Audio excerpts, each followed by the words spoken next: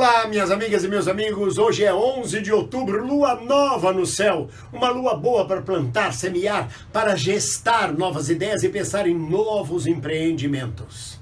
11 de outubro, véspera do Dia da Criança, 12 de outubro, que também 12 de outubro é a data de Nossa Senhora Aparecida, padroeira do Brasil, sincretizada na cultura afro-brasileira com Oxum, a energia da água doce, dos rios, dos lagos, das cachoeiras.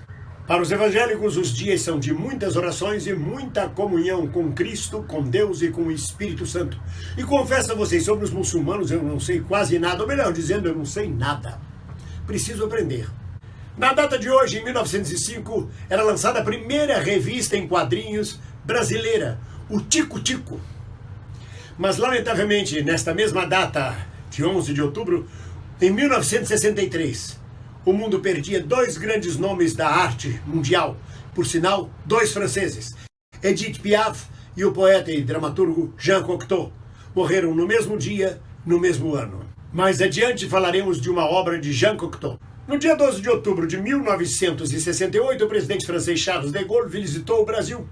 E depois disso, falou a célebre frase: "Le Brésil c'est pas un pays sérieux", ou seja, o Brasil não é um país sério. Será ou não? Reclama-se hoje de violência fascista e da violência campeando em todos os cantos.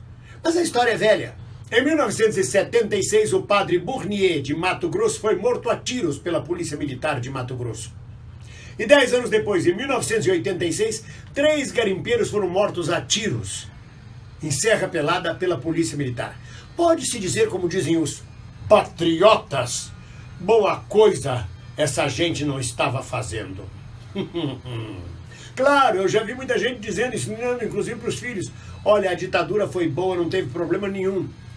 Só perseguiu e matou gente que era ruim, que não estava fazendo boa coisa. Grandes patriotas, grandes humanistas. Cultura. Na década de 1940, a fortalecida burguesia paulista, ela precisava de um teatro, de uma arte que a representasse. Daí, por necessidade histórica, surgiu o Teatro Brasileiro de Comédias do TBC, cujo expoente máximo foi a grande atriz Cacilda Becker. Então, em 1949, nessa data de 11 de outubro, estreava em São Paulo, no TBC, a peça A Voz Humana, de autoria de Jean Cocteau. Cocteau escreveu essa peça em 1930. A peça é um monólogo, é a história existencial, a história de uma mulher falando ao telefone com o marido que a traiu. É a história de uma mulher traída. No Brasil, ela foi encenada e estreada por Madame Henriette Morinot, atriz francesa, que depois ficou de vez no Brasil. Mas o telefone, quando Cocteau escreveu em 1930, era o grande avanço da tecnologia da época. 19 anos depois, o Brasil chegou lá e montou, então, a voz humana pelo telefone. Portanto, o que eu quero dizer a vocês, antes de mais nada, é que não há novidade nenhuma quando a gente vê no teatro hoje pessoas usando o WhatsApp em cena, falando no iPhone, usando multimídia, slides, cinema, telas, ou qualquer outra coisa.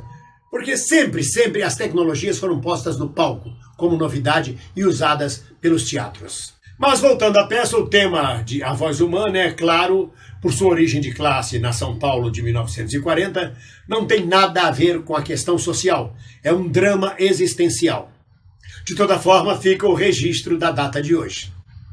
E para encerrar o nosso papo, eu não posso deixar de falar de eleições, e que, se tratando praticamente de um vídeo almanaquesco, podemos lembrar o célebre ditado sobre as eleições: passarinho que come pedra sabe o cu que tem. Um abraço e até a próxima.